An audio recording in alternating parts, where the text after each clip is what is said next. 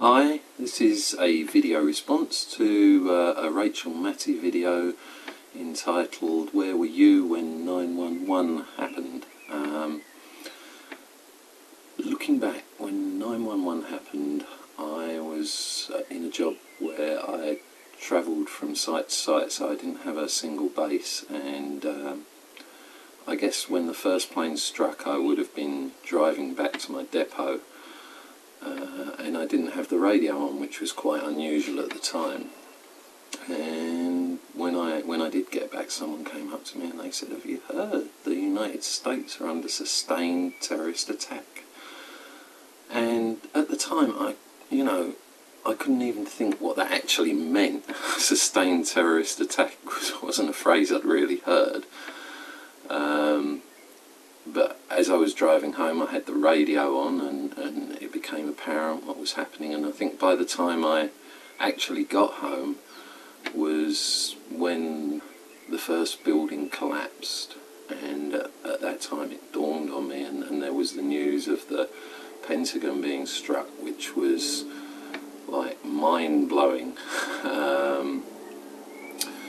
It's like there's this centre of the most powerful military nation in the world, and somehow someone has managed to hit that, which seemed virtually impossible to me at that time. And then as time went by, and the terrible videos on the screen which you wanted to look away from but were strangely drawn to, went round and round in a loop, it kind of sunk in. But yes, that for me was one of the, or probably the occasion in my life I remember, like people remember JFK. And as for other parts of the world, did they see it?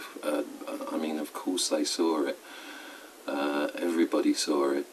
New York was somewhere where there was plenty of media. It wasn't some little African country or Middle Eastern country where there was limited media. There were plenty of camera crews about, and we saw pretty much everything. I think for me, the thing that drove home the human tragedy more than the initial spectacular, and that's like a bad word to use, but like the surreal images of the planes hitting the World Trade Center, was a few days later when the tapes of people who were on the upper floors of the World Trade Center above where the plane had hit, and who must have known that there was very little chance they were going home, were ringing their relatives to say goodbye. And that was heartbreaking for me.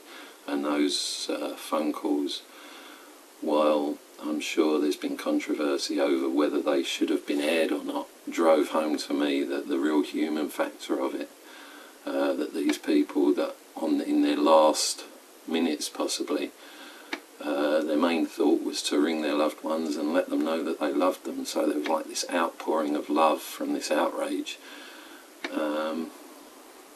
So yes, that has stuck with me over the years, and it's, even here in the UK, I think if a week goes by without the phrase 9/11 being said, I can't remember one. It's constantly on everyone's mind. It was the day that the world seemed slightly less safe. In the UK we're used to terrorist attacks, we've had a lot of them, but somehow the USA always seemed less penetrable and less under threat, and suddenly the USA was the centre, the place that was threatened.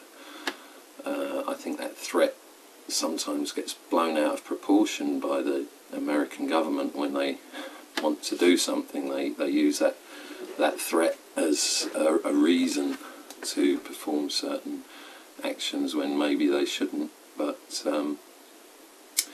it certainly shook me up, and I guess the next thing after that was the Asian tsunami at Christmas 2004 was the next sort of thing that would be etched in your mind. But somehow the information came in more slowly from that, so you had more time to adjust to it. So the sort of image fixed in your mind of what you were doing isn't there quite so much. It's more of a terrible thing that was not as abrupt and as much of a slap in the face. So yeah, no, the rest of the world did take note of 9/11.